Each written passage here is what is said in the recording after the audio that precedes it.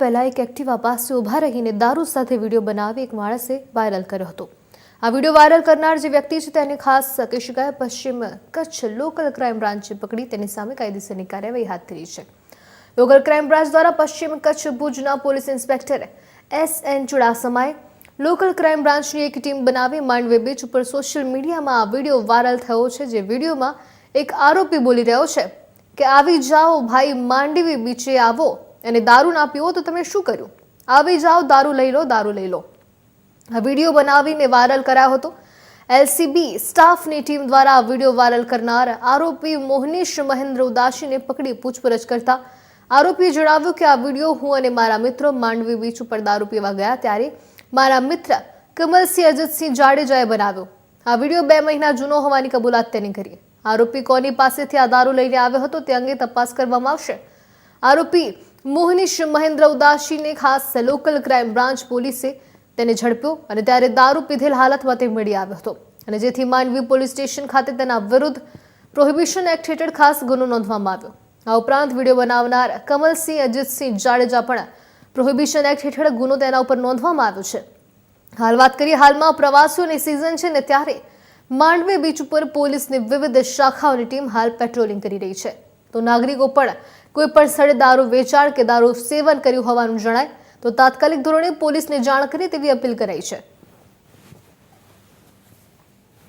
આપણા પશ્ચિમ કચ્છ જિલ્લાના માંડવી બીચ ઉપર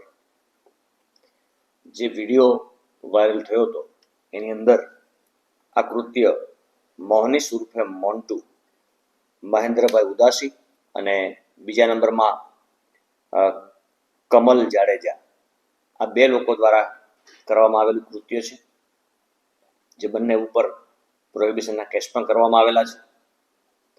અને આ વિડીયો 2 મહિના પહેલાનો જૂનો એણે વાયરલ કર્યો છે। આખા સમગ્ર ઘટનાની અંદર આ બંને વ્યક્તિઓ ત્યાં દારૂ વેચવાની સતત પેરવીમાં હતા, પરંતુ પોલીસનું સતત પેટ્રોલિંગ અને સતત ત્યાંની જે કાર્યશીલતા છે એના અનુસંધાને એ લોકો દારૂ વેચી શકતા નહોતા। અને એણે આપણા પોલીસ કોન્સ્ટેબલોને પણ સતત ત્યાં જોયેલા છે, એની સાથે પણ વાર્તાલાપ એ રીતનો થયો છે કે ભાઈ કોઈ પણ દારૂ વેચશે તો છોડવામાં નહીં આવે। એ આ પોલીસની કડક કાર્યવાહીના અંતે આ લોકોએ જોયું કે આપણું કામ અહીં ફાવશે નહીં। જ્યારે વિડીયો વાયરલ કરવામાં આવ્યો છે એ સમય અત્યારનો છે, જે ત્યારે સ્લેક સિઝન હતી એ સમયમાં ત્યાં ટુરિસ્ટો એટલા બધા નહોતા। એ સમયે આ ચોરી છુપીથી બનાવવામાં આવેલો વિડીયો છે અને આ વિડીયોનો મકસદ એટલો જ છે કે પોલીસને બદનામ કરવી। એ લોકોનું એવો મેસેજ છે કે જો અમને દારૂ વેચવા નહીં દેવામાં આવે તો અમે ગમે ત્યારે તમને બદનામ કરશું। આ મેસેજ પાસ કરવા માટે એણે આવું નેગેટિવ વિડીયો બનાવી અને વાયરલ કર્યો છે। હાલમાં ત્યાં ટુરિસ્ટોની પણ સંખ્યા વધારે છે, ત્યાંની ચોકી પણ સતત કાર્યશીલ છે।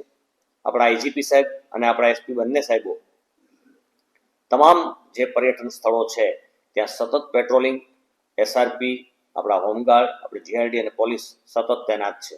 કોઈ પણ જગ્યાએ કોઈ પણ ટુરિસ્ટને આપણા કચ્છમાં તકલીફ ન પડે તે માટેની ટીમોની પણ રચના કરવામાં આવેલી છે। આ ઉપરાંત 31st આવી રહી છે તો એના અનુસંધાને પણ એક અલગથી આખી આપણા IGP અને SP સાહેબે ક્રાઇમ કોન્ફરન્સ લઈ અને શું કરવું અને શું ન કરવું તેની પર રૂપરેખા મુજબ અલગ અલગ ટીમો બનાવવામાં આવેલી છે। આ વિડીયોના અનુસંધાને એ લોકો ઉપર તપાસ કરતા એની ઉપર પ્રોહિબિશનના કેસો પણ છે અને અત્યારે તમે આરોપીને જોઈ શકો છો કે એની ઉપર પોલીસ કેસ કરી અને એને લાવવામાં આવેલ છે। ખાસ કરીને સાહેબ આવા કૃત્ય કરનાર હવે આગળ પણ આવા કૃત્ય ન બને એના માટે આજે પોલીસની શું પહેલ રહેશે? પોલીસ તો અમે તમામ આપણા મીડિયા દ્વારા એક નાગરિકોને પણ અમે અપીલ કરી રહ્યા છે કે આવું તમે ક્યાંય પણ કોઈ ઉતારતા હોય, ક્યાંય પણ જોતા હોય કે ક્યાંય પણ તમને માહિતી મળે કે કોઈ દારૂ વેચે છે કે દારૂ પીવે છે તો તાત્કાલિક અમને જાણ કરો। એ જ સેકન્ડે જેવી જાણ થશે કે ત્વરિત એ જગ્યાએ પોલીસને મોકલવામાં આવશે, અધિકારીઓને મોકલવામાં આવશે અને એની ઉપર સખતમાં સખત કાર્યવાહી કરવાથી સંતોષ માન્યા થી માની નહીં લેવામાં આવે, પરંતુ દારૂ ક્યાંથી આવ્યો છે, કોણ એના મૂળમાં છે, એ પણ પોલીસ તપાસ કરશે એવું આપણા એસપી સાહેબે તમામને સૂચના આપી છે. તો આ બાબતે સતત કાર્યશીલ છે, જેથી આવા ખોટા નેગેટિવ મેસેજ ગુજરાતની છબી ખરડાય, કચ્છની છબી ખરડાય તેવા ખોટા મેસેજ જે પાસ કરે છે એની ઉપર સખત કાર્યવાહી કરવા.